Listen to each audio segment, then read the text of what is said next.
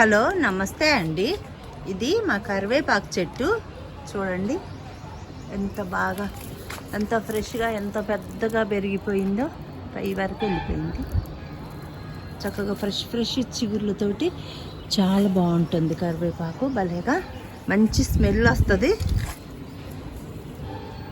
చూడండి, బాగుంటుంది.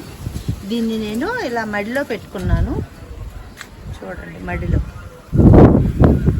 ఈ మడిలో పెట్టాను, చాలా బాగా పెరుగుతూ ఉంది.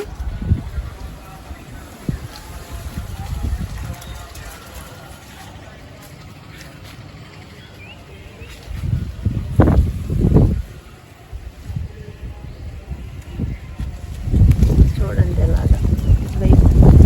ఇటువైపు అంతా సోలార్ ఫెన్సింగ్ ఉంది కాబట్టి చూపించలేకపోతున్నాను. చాలా పెద్ద చెట్టు అయిపోయింది. దీనికి వేరుకి అన్ని మొక్కలు కూడా వస్తున్నాయి చుట్టూ. మన నేల మీద ఎలాగనక ఎక్కువ మొక్కలు వస్తూ ఉంటాయో అలాగన్నీ చిన్న చిన్న మొక్కలన్నీ వచ్చేస్తున్నాయి. ఇది మనకి ఎక్కువగా నిరంతరం వాడుతూనే ఉంటాం కదా, మన కర్రీస్లో ఎప్పుడూ ఉపయోగపడే మొక్క ఇది. అందుకని నేను దీన్ని మడిలో పెట్టుకున్నాను. చూడండి ఇలాగా పెద్ద పెద్దగా చక్కగా మొక్కలన్నీ వస్తున్నాయి. దీన్ని మడిలో పెట్టాను కదా, దీన్ని బట్టి మెన్యూరు ఏదైనా సరే, వర్మి కంపోస్ట్ కానీ కౌ మెన్యూర్ కానీ లేకపోతే గోటెరువు కానీ ఏదైనా కానీ మనం సంభాగాలుగా తీసుకోవాలి. ఇసుక మెన్యూరు మట్టి సంభాగాలుగా తీసుకొని నాటుకోవాలి. కొంచెం వేపిండి అయితే తప్పనిసరిగా కలుపుకుంటాం. ఇంకా ట్రైకోడర్మా విరిడి ఉన్నా కూడా కలుపుకోండి, ఎందుకంటే ఇంత పెద్ద మడిలో మనం ఊరికే మట్టి అయితే మార్చుకోం కాబట్టి అలా చేసుకున్నాము. అదే ఇలాగ పాటలల్లో కనుక పెంచుకున్నట్టయితే మాత్రం చక్కగా మనం అప్పుడప్పుడు మట్టి మార్చుకుంటూ ఉంటాం కాబట్టి ప్రాబ్లం లేదు. దీనికి ఇప్పుడు సమ్మర్ వచ్చింది కాబట్టి ఇలాగ పైన అంతా ఎండిపోయిన ఆకులన్నీ మల్చింగ్ లాగా వేసుకున్నాము. అలాగే అవి కంపోస్ట్ కూడా అయిపోతూ ఉంటాయి ఎప్పటికప్పుడు. దీనికి 15 రోజులకు ఒకసారి కాకపోయినా కనీసం నెలకు ఒకసారి అయినా కానీ మంచిగా మెన్యూర్స్ ఇస్తూ ఉన్నట్టయితే చక్కగా ఆకులు అవి బాగా కొత్త చిగురులు వస్తూ ఉంటాయి. ఎందుకంటే దీనికి నైట్రోజన్ అనేది రిచ్గా కావాలి, రిచ్ నైట్రోజన్ కావాలి. ఇగో ఇక్కడ ఈ టబ్లో పెట్టుకున్నాను, చాలా రోజులు అయిపోయింది. దీన్ని కూడా పెట్టి మొదలు చూడండి ఎంత పెద్దగా వచ్చినాయో. ఇది కూడా అంతే, చాలా ఇది పెద్ద పెద్ద ఆకులతోటి ఉంటుంది, చాలా బాగుంది. చూడండి మచ్చలు వస్తున్నాయి. ఇలాంటి వాటన్నిటికి కూడా మనము ఏ లిక్విడ్ ఫర్టిలైజర్స్ వాడితే ఈ మచ్చలన్నీ పోతాయి, తెల్లదోమన్నా అలాంటివన్నీ ఎలా పోతాయో మనం తెలుసుకుందాము. చూడండి ఎంత బాగుందో, ఫ్రెష్గా ఆకు చాలా బాగుంటుంది, మంచి వాసన, పెద్ద పెద్ద ఆకులతోటి భలేగా ఉంటుంది ఈ చెట్టు కూడా. దీనికి నైట్రోజన్ అనేది రిచ్గా కావాలి. అందుకని చెప్పి దీనికి వర్మి కంపోస్ట్ కానీ ఆవు ఎరువు కానీ లేకపోతే మేకల ఎరువు కానీ తప్పనిసరిగా ఇవ్వాలి. మేకల ఎరువు అది తప్పనిసరిగా మనం ఇస్తూ ఉండాలి. ఇది ఎందుకంటే దీనికి నైట్రోజన్ అనేది రిచ్గా కావాలి, అంతేనా. దీనికి ఇంకా వేరే ఎటువంటి అవసరం లేదు, అదొక్కటి ఇచ్చుకుంటే చాలు. ఇంకా ఇది ఆకు మంచి వాసన రావాలంటే బియ్యం కడిగిన నీళ్ళు వీటిని ఒక 2 రోజులు అలాగా ఉంచేసేసి ఎప్పటికప్పుడు ఎలాగా మొదట్లో ఇచ్చుకోవాలి. వీటిని మనం ఎలాగా చెట్టు మొదట్లో కనుక ఎప్పటికప్పుడు మన కొత్తగా వచ్చేవి వీటిని ఎలాగా చెట్టు మొదట్లో వేసినట్టయితే మంచి స్మెల్ వస్తుంది అన్నమాట. దీనికి చక్కగా నైట్రోజన్ అందిద్ది. ఇంకా కరివేపాకు కూడా మంచి సువాసన కలిగి ఉంటుంది అన్నమాట. మనకి ఏదైనా కరివేపాకు మంచి వాసన ఉంటేనే గుమగుమ అనేది బాగుంటుంది. మనం కర్రీలో వేసుకున్న చట్నీల్లో వేసుకున్నా కూడా టేస్ట్ బాగుంటుంది. అందుకని మనం అలాగా మంచి ఫ్లేవర్ రావాలంటే మాత్రం ఇలా ఇవ్వాలి. ఇంకొక టిప్ ఏంటంటే, అయినా కూడా కరివేపాకు మంచి వాసన రావట్లేదు అనుకోండి, అప్పుడు అదే బియ్యం కడిగిన నీళ్ళల్లో 1 స్పూను మనం ఇంగువ కలుపుకొని ఆ ఇంగువ నీళ్లు పోసినా కూడా ఇది మంచి ఫ్లేవర్ వస్తుంది. ఇలా మంచి ఆకు మంచి ఫ్లేవర్ వస్తుంది అన్నమాట. అలాగైనా ఇవ్వచ్చు. ఇవన్నీ మనము న్యాచురల్గా ఎటువంటి వాసన లేని ఆకు అయినా కూడా కరివేపాకు ఇవి బియ్యం కడిగిన నీళ్ళు మనం ఇంగువ వాటర్ అవి ఇచ్చినట్టయితే చక్కగా బాగా పనిచేస్తుంది. వాటర్ అయితే తప్పకుండా అన్ని మొక్కలకి ఇచ్చినట్టే ఇవ్వాలి. ఎందుకంటే దీనికి తడి ఆరకుండా ఉన్నట్టయితేనే ఆకులు గ్రీన్గా బాగుంటాయి. అలాగే సూర్యరశ్మి ఎండ కూడా దీనికి బాగానే తగలాలన్నమాట. అప్పుడే ఇది ఫోటోసింథసిస్ జరిగి ఆకులు పచ్చదనంగా బాగుంటాయి అన్నమాట. అందుకని దీనికి కంపల్సరీ ఎండ అనేది బాగా తగలాలి. అది దీనికి ఎప్పటికప్పుడు ఇలాగ కొమ్మలు ఎరగదీసి, ఇక్కడ కొమ్మ ఎరగదీసాం, ఇక్కడ ఇంకో కొమ్మ వచ్చింది. ఇప్పుడు ఈ చెట్టు ఇంత బుషి రావడానికి కారణం కూడా అదే. మనం ఎప్పటికప్పుడు పైన కొమ్మల్ని ఇలా తుంచేస్తూ ఉంటే, ఇక్కడ కొమ్మని ఇలాగా దీన్ని ఇక్కడ తుంచేసాం అనుకోండి, ఇక్కడి నుంచి ఇంకో కొత్త కొమ్మలు వస్తాయి. అప్పుడే మనకి చెట్టు బుషిగా అవుతుంది బాగా. అలాగా ఎప్పటికప్పుడు పించేసుకుంటూ ఉండాలి, లేకపోతే ప్రూన్ చేస్తానన్నా ఉండాలి. అలా చేస్తేనే చక్కగా ఇలాగా మంచి బాగా చెట్టు నిండా చిగుర్లతోటి చాలా బాగుంటుంది. ఇది ఆరోగ్యానికి కూడా చాలా మంచిది. అలాగే మన హెయిర్కి కూడా దీన్ని బాగా వాడుకోవచ్చు. మన కొబ్బరి నూనెలో ఈ ఆకేసి కొంచెం వేడి చేసుకొని దాన్ని వడబోచుకొని తలకు రాసుకుంటే హెయిర్ కూడా మంచి బ్లాక్ కలర్లో ఉంటుంది. చుండ్రు అలాంటివి కూడా ఉండవు. హెయిర్ గ్రోత్ చాలా బాగుంటుంది. అలా కూడా మనం దీన్ని వాడుకోవచ్చు. ఇలాగా దీనివల్ల కూడా ఎన్నో ఔషధ గుణాలు కూడా ఉన్నాయి. దీన్ని మనం రెగ్యులర్గా తీసుకుంటే మన కంటికి కూడా చాలా మంచిది. అందుకని మనం కరివేపాకును కూడా పొడుల రూపంలో కూరలో కూడా ఎక్కువగా తీసుకోవాలి. అందుకని ఇది నిత్యం మనకి ఉపయోగపడిద్ది. కాబట్టి దీన్ని ప్రతి గార్డెనరు తమ గార్డెన్లో తప్పకుండా పెంచుకోవాలి. ఎక్కువగా దీన్ని ఇదివరకు రోజుల్లో మనం పెరట్లో పెంచుకునే వాళ్ళము. ఇప్పుడు చక్కగా మనం ఎవరికాళ్ళం మన గార్డెన్లో పెంచుకుంటున్నాము. ఇక పెస్ట్ విషయానికి వస్తే దీనికి తెల్లదోమ, పేనుబంక ఎక్కువగా ఉంటాయి అన్నమాట. తెల్లదోమ, పేనుబంక అనేది దీనికి ఎక్కువగా ఉంటాయి. అవి పోవటానికి నేను ఒక ఫెర్టిలైజరు, పెస్టిసైడ్ 2 రకాలుగా పనిచేసేది ఒకటి చూపిస్తాను చూడండి. ఈ ఫర్టిలైజర్ని తయారు చేయడానికి ఒక 2-3 స్పూన్లు రైసు, ఒక 5-6 వెల్లుల్లి, 1 స్పూన్ ఇంగువ, ఇంకా 1 గరిటె పెరుగు, వీటన్నిటిని వేసుకొని మిక్సీ చేద్దాము. ఇది చక్కగా మనకి ఫెర్టిలైజర్ అండ్ పెస్టిసైడ్గా పనిచేస్తుంది.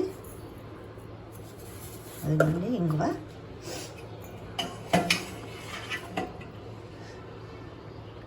ఒక స్పూను పెరుగు, వీటిని బాగా గ్రైండ్ చేద్దాము.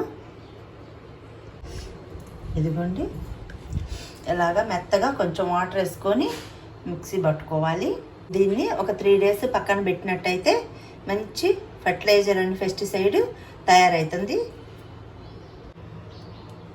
ఇలాగా ఒక బౌల్లోకి తీసుకొని దీన్ని ఒక 3 డేస్ ఫర్మెంట్ చేసుకుందాము. తర్వాత మళ్ళీ దీన్ని చూద్దాం. ఇదిగోండి ఇలా 3 డేస్ ఫర్మెంట్ అయ్యే వరకు కొంచెం ఇలాగా ఉంటుంది. కొంచెం బ్యాడ్ స్మెల్ కూడా వస్తూ ఉంటుంది. దీన్ని మనము మన మొక్కలకి ఎలా యూజ్ చేయాలో తెలుసుకుందాము. ఇదిగోండి ఇదే ఆ ద్రావణం.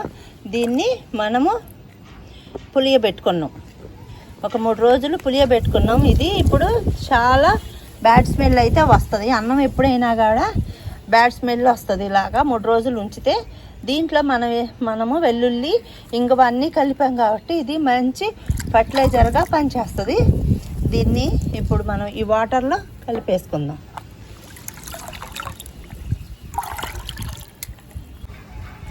ఇదిగోండి ఇలాగా దీంట్లో రైసు, వెల్లుల్లి, ఇంగువ, పెరుగు ఇవి తీసుకున్నాం. మనం పెరుగు అది వేయటం వల్ల ఇది బాగా ఫర్మెంట్ అవుతుంది.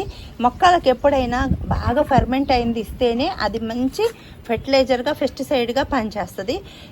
ఎప్పుడైనా సరే మొక్కలకి బాగా వాసన వచ్చేయే ఇష్టము. ఎందుకంటే దాంట్లో ఉన్న మంచి బ్యాక్టీరియా ఈ మొక్కల్ని బాగా డెవలప్ అవడానికి సహాయపడిద్ది అనమాట. అందుకోసమని మనం ఎప్పుడైనా కానీ ఏదైనా కానీ ఫర్మెంట్ చేసే ఇవ్వాలి. ఇది ఇప్పుడు ఇలాగా వాసన వస్తుంది. దీన్ని మనం మొక్క మొదట్లో ఇస్తున్నాము. ఇలాగా దీన్ని 15 రోజులకు ఒకసారి ఇవ్వాలి. తర్వాత ఇదిగోండి దీని మీద కూడా ఇలాగా స్ప్రే చేయాలి.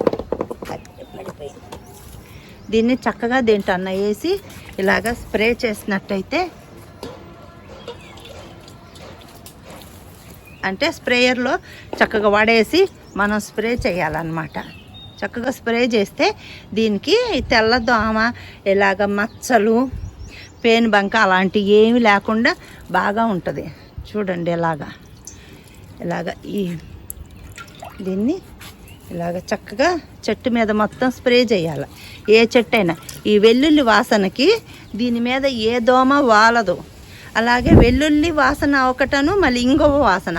వీటికి దీని మీద ఏదన్నా తెల్ల దోమ ఉన్నా, ఇంకేదన్నా పురుగులున్నా, ఇంకేదైనా దోమలున్నా, పేను బంక్ ఉన్నా కూడా మనము ఇప్పుడు దీంట్లో రైస్ కలిపాం కాబట్టి దానివల్ల దీని మీద పేను బంక్ ఏదన్నా ఉన్నా కూడా రాలిపోతుంది. అందుకని దీన్ని ఆకులు వెనక స్ప్రే చేయొచ్చు, ఆకుల మీద కూడా స్ప్రే చేయాలి. ఇలాగా దీని నిండా కూడా స్ప్రే చేసినట్టయితే చక్కగా దీనికి ఎటువంటి చీడపీడలు లేకుండా ఎటువంటి పురుగులు రావు. ముఖ్యంగా మనకు వెల్లుల్లి వేసుకోవటం వలన ఏమవుతుందంటే ఎటువంటి క్రిమి కీటకాదులు కూడా దీని మీద ఆ స్మెల్కు ఉండవు. అందువలన మొక్క నీట్గా క్లీన్గా ఉంటుంది. అందుకని 15 రోజులకు ఒకసారి ఈ ద్రావణాన్ని మనం తయారు చేసి మొక్క మొదట్లో ఇవ్వచ్చు. చెట్టు మీద స్ప్రే చేసినట్టయితే ఆకు ఫ్రెష్గా నీట్గా ఎటువంటి పురుగులు లేకుండా ఉంటుంది. చాలా బాగుంటుంది. అలాగే మంచి స్మెల్ కూడా ఉంటుంది. ఇలాగా దీన్ని మొక్క మొదట్లో ఇచ్చేసేస్తాను. ఇంకా అంతేకాకుండా దీనికి 15 రోజులకు ఒకసారి మనం 1 టీ స్పూను, 1-2 స్పూన్లు, ఇప్పుడు ఇది మడిలో పెట్టాను కాబట్టి దీనికి ఒక 3 స్పూన్లు టీ పొడి దీని మొక్క చుట్టూ వేసినట్టయితే దీనికి మంచి నైట్రోజన్ అందటానికి హెల్ప్ అవుతుంది. అలాగే మనం బ్రూ పొడి, కాఫీ పొడి కానీ బ్రూ పొడి కానీ ఏదైనా సరే 1-2 స్పూన్లు ఇచ్చినట్టయితే మనకి ఎటువంటి ఎరువులు లేవు. అలాంటప్పుడు మనం ఏం చేయాలి, ఒక 2 స్పూన్లు కాఫీ పొడి ఉంటుంది కదా ఎవరింట్లోనైనా, అదైనా కానీ మొక్క మొదట్లో ఇవ్వచ్చు. లేకపోతే టీ పొడి అయినా కానీ నానబెట్టి ఆ వాటర్ అయినా కానీ ఇవ్వచ్చు. ఎందుకంటే వాటిల్లో రిచ్ నైట్రోజన్ అనేది ఎక్కువగా ఉంటుంది. అది మొక్కల పెరుగుదలకి బాగా హెల్ప్ అయ్యి ఈ విధంగా మనం దీనికి ఇలాగా అన్నీ అందించినట్లయితే మొక్క బాగా పెరిగిద్ది. మనము మన మొక్కలకి ఇచ్చినట్టే అన్ని లిక్విడ్ ఫర్టిలైజర్స్ వీటికి కూడా ఇస్తూ ఉంటాము. అలా ఇచ్చినప్పుడు వీటికి ఇలాగా పూత వస్తుంది. ఈ పూత కాయలుగా మారిద్ది. ఇవి ఉన్నాయి అంటే చెట్టు పెరుగుదల అనేది ఆగిపోద్ది. అలాంటప్పుడు మనం వీటిని తుంచేసుకోవాలి.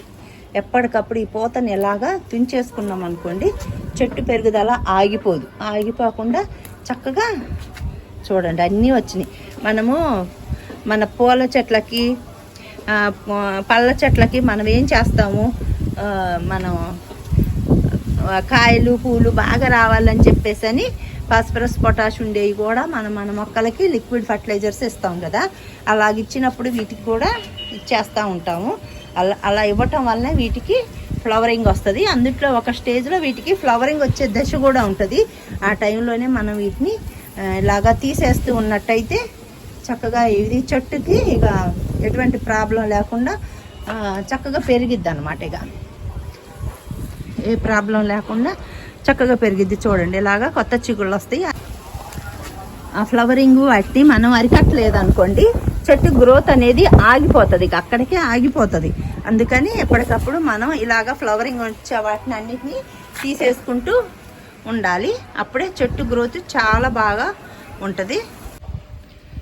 చూసారుగా ఫ్రెండ్స్, మనము ఈ విధంగా దీనికి మంచి రిచ్ నైట్రోజన్ ఉన్న ఫుడ్స్ మనం ఇచ్చినట్టయితే చక్కగా పెరిగిద్ది. ఇక అంతేను. దీనికి వాటర్ అనేది తడి అనేది ఆరిపోకుండా ఎప్పటికప్పుడు చూసుకుంటూ బురద లేకుండా లైట్గా వాటర్ ఉండేలాగా చూసుకుంటూ ఉంటే మొక్క అనేది ఆకు చక్కగా నవనవలాడుతా గ్రీనిష్గా చాలా బాగుంటుంది. చూసారుగా ఫ్రెండ్స్, ఈ వీడియో కనుక మీకు నచ్చినట్టయితే లైక్ చేయండి, షేర్ చేయండి, కామెంట్ చేయండి, సబ్స్క్రైబ్ చేయండి. Thank you.